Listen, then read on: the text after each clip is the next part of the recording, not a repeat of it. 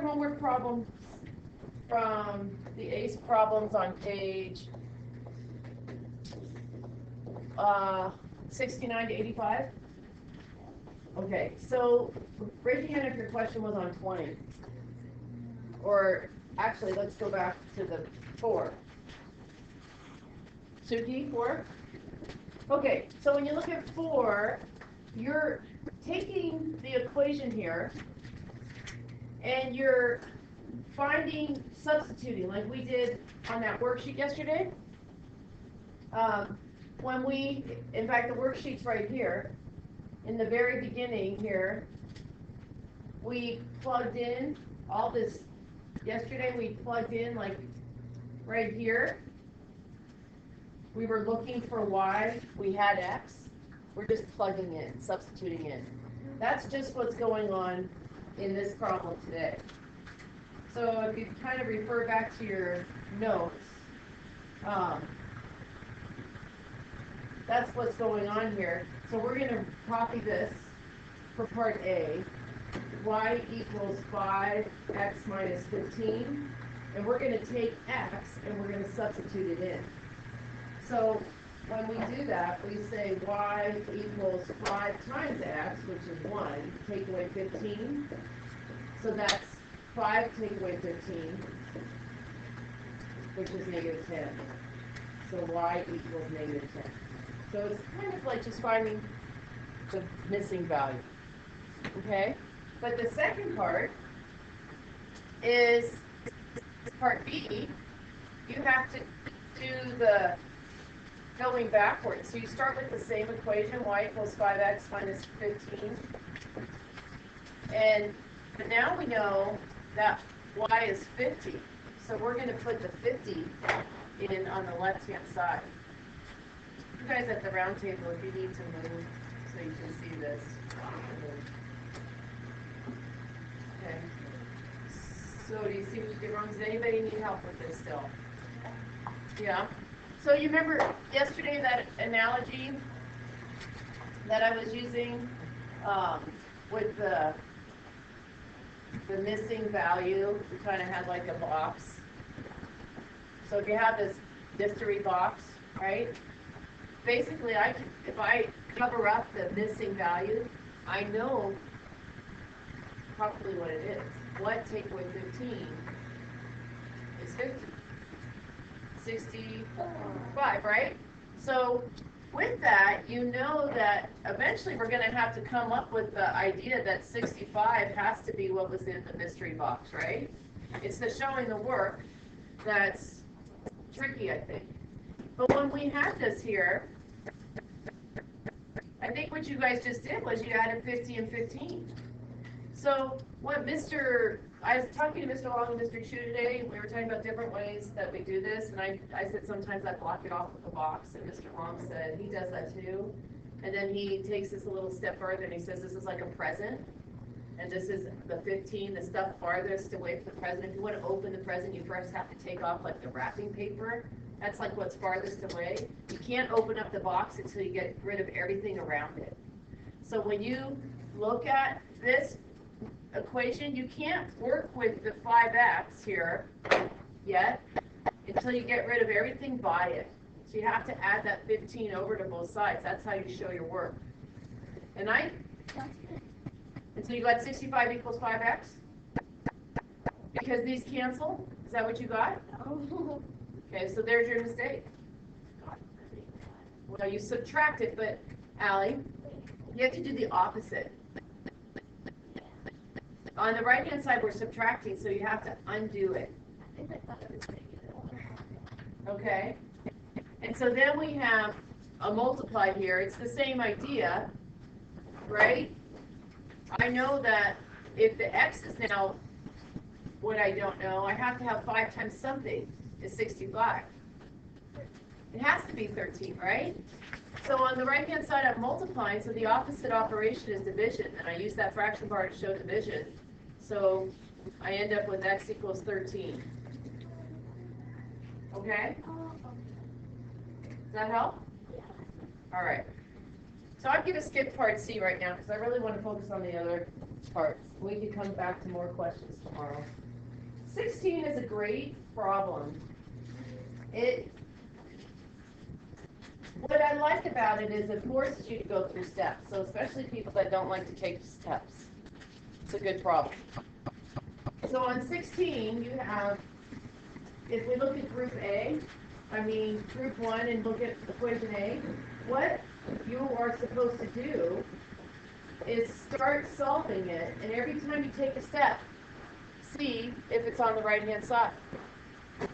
So if I wanted to solve this problem, again, and keep the idea in mind that I'm solving for the variable, I'm going to get rid of the things farthest away from the variable first. I have to get rid of that 6, okay? So I know something plus 6 is 12. It has to be 6, right? So, and the way I show that is I'm going to do the opposite. I'm going to take away that 6. 3x equals 6. Because this is a positive 6 and a negative 6. You can think of it as a positive and a negative. Or a 6 take away 6. You get a 0 over there. And now you have multiplication. Right, but before we go any further, we have to look at our choices on group 2 and see if this is in group 2, and it is right there, right? So H is part, or actually I think that's it, right? H goes with A. And then so even though I didn't solve the problem, they're basically forcing you to go through steps. If I wanted to solve the problem, I would do the inverse operation, and I would find out that x is 2. But what the answer to the question was, for part A, your answer is H, because that was one of the steps that showed up here. So now we're done with that part A. Now I go to B. So if I go to B, I have 3x take away 6 equals 12. So now, same idea, something take away 6, that something has to be 18, doesn't it? So we know that the something has to be 18. In other words, we can visualize it in our head. We know eventually that we're going to have 3x equals 18. Your work to get there is to show what you did in your head. You added the 6 to the 12. And that's how the 18 came about. And the negative 6 here, when you have a subtract, you can think of that as a negative. The negative 6 and the positive 6, those cancel out. So now you look at your group 2 and you see if you have 3x equals 18. No, so you have to keep going. So 3x is 3 times x. So the opposite of multiply is, so I divide by 3. So I get 1x, or just x, equals 6. So that's f. So over here, B gets paired up with f. You understand? If you didn't understand it, go back and finish it tonight. So, problem 25.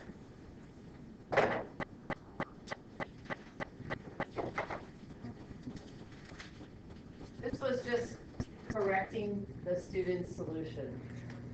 So on this problem, they have this right here, and do the reading. It says 2 student solution to the equation 58.5 is equal to 3.5x minus 6 are shown. Both students made an error. Find the errors and give a correct solution. Okay, so if we look at this work here based off of what we just did, shouldn't I do the opposite of that subtract 6? I should have added 6, and they subtracted it. Oh, okay. They should have had an add 6 here. Like if this was a teacher correcting a paper, you know, a lot of times I'll write on your paper, that's what they should have done. So since that's wrong, the whole thing after that is wrong.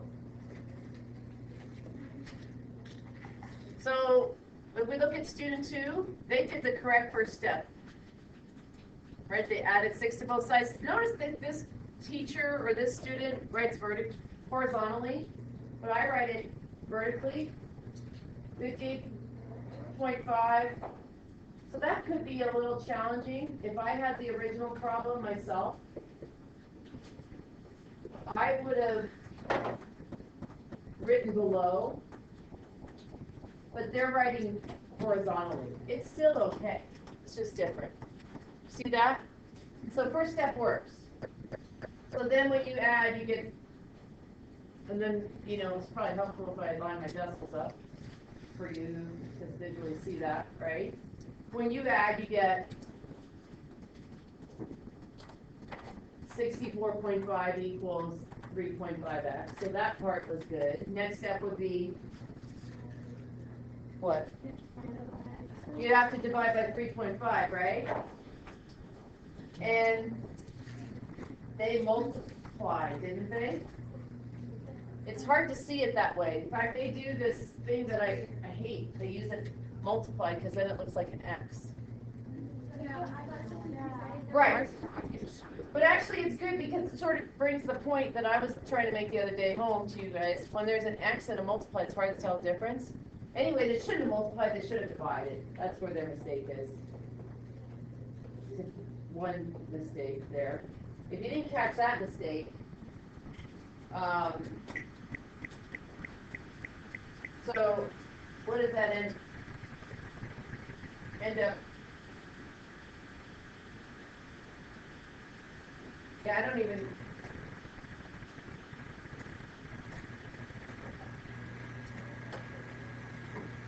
know what they did actually.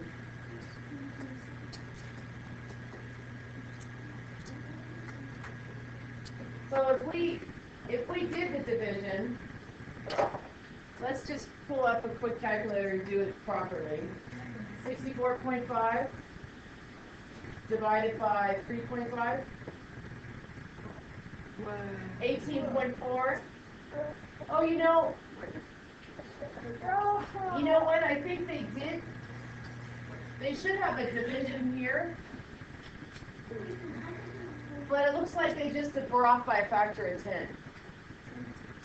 So I guess this isn't a, I don't know if that's a multiplier or not there. Oh, the X is misplaced. Yeah, so they did do division, but they didn't show it. Maybe it didn't come up in the print copy. I could see why you guys would get confused on that. So when they did division, if we just estimate, 3 goes into 64 a lot more than one time, right? They should have estimated first, because then they would have known their decimal place was 18.4. So maybe the problem you have with that is it was very confusing, because there's no divide bar, and then the X is like bumped down for some reason. It looks like maybe just a printer error. Okay. Should I keep going? Yes. Okay. See what time are we out of here today? Okay. We might not get through all these, but we can do a sample of each. So who asked for 20? Okay, Sammy, pick a part of 20 that you need. Well, I can't separate it. C? Okay, so for 20C, it's just taking the X and plugging it in. It's another substitution. Y equals 4, take away 3 times 2. So Y equals 4, take away 6. Oh, I know what I did. Okay. I did 3 plus 2 instead of 2. Okay. Something. Jason, one more of 20? D is a good one. Yeah, Let's do 20D over here. Because it has that fraction, right? So Y equals 4, take away. But remember yesterday for the warm-up, we practiced multiplying. But there's a negative here. Whole numbers by fractions. So remember, you just have either from a long time ago, you would say negative 12 thirds. You could go the long way and multiply numerators and denominators. So minus a negative 12/3, but that's also the same as 4 minus a negative 4, isn't it? And remember when you have the same number in the numerator and the denominator that cancel to be 1? So you could have jumped down to the 4. So y equals 4 minus a negative 4. So it's the opposite of subtracting 4. It's adding 4. 8. Right? Because you're not subtracting 4, you're subtracting a negative 4. Catherine? Wait, you said that you're not subtracting, but You're not subtracting a positive 4, you're subtracting a negative 4. Oh, okay. That's why. If you're subtracting a negative 4 from a regular 4, wouldn't that be negative 8? No, it's, remember the number line? If we had 4 here, 1, 2, 3, 4, and I was going to subtract 4, I'd go back here, right? Yeah. Subtracting a negative 4 is the opposite of subtracting. It goes to that direction, so it's adding 4. Oh, yeah. Right? So subtracting a negative is the same as adding, which is how we get the 8. Evan? Can you change 4/3 to a decimal? Yes. As long as you are accurate and you keep the repeating bar in there. So when you multiply by 3, did you still have a whole number? You should end up with negative 4 there, not like a rounded value. Okay, so it would be for negative 4/3, what would that be? Negative 1.3 repeating. So when you multiply it by a 3, you have to understand that when you multiply 3 by a 3 repeating, you end up with a whole thing. So as long as you can do that accurately. Okay, 21 is going backwards. It's because you have the y value. Did anybody have a question on 21? Rami? Okay, so we're finding x, right? So we're using the same equation. So y. So this is part of the notes yesterday. But just because there was notes, whenever I do notes on this for the first day, it does make sense in class, but it doesn't always make sense when you get home. But the part of the notes, but let's pick the 21. You're going to stick it in on this side, because that's y. You have 21 is equal to 4 take away 3x. So again, if I just blocked off this 3x for a minute, 4 take away what is going to give you 21? Oh. That would give you a negative 21. Anybody do that in your head? Yeah, Isaiah? It's going to give you 8. 4 times 8 minus 3. Okay, let's work it out. Maybe that's hard to do in your head. Oh, never mind. Well, yeah, let's work it out. Do you understand that you are not going to work with the 3x yet? Yeah. So we ready? Okay. So I have to move this 4, and this is a positive over here. So I'm basically doing. I have to it's basically like saying negative 3x plus 4. So I have to get rid of that positive 4. So I either have to add a negative 4 or subtract 4, because this and this have to be opposites. So I have to do the same thing over here. Does that make sense? So now I have 17 on this side. Does that make sense? And on this side I have the subtract still, which now behaves like a negative. That subtract behaves like a negative. You can't just lose the subtraction, in other words. So now I have to divide both sides, because the operation between the negative 3 and the x is a multiply. I have to do the opposite. So I divide both sides by negative 3.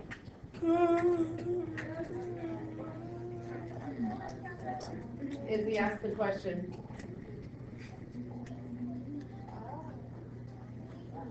Okay, Evan. Why are you subtracting 4 instead of adding 4? Because, You're transferring. if you added 4 here, and you already have 4, you would end up with 8 on the right-hand side. And that doesn't follow the rule of doing the opposite, right? It does follow the rule of doing the opposite. It's harder to see, so let me try to make that more visual, okay? So let me bring in another page, because isn't it true? Would you agree? Subtracting is the same as adding a negative. So the right-hand side is the same as negative 3x plus 4, isn't it? And now wouldn't you subtract 4 from both sides?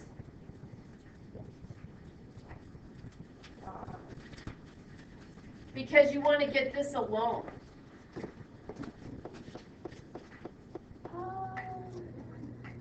So like if I bring back that whole box concept and covered up this, right? If I covered that up, you would know that this has to be 17. 17, right? Yeah. So you just, in other words, you just subtracted 4 from the 21, didn't you? But it's a lot of work to do all that rearranging.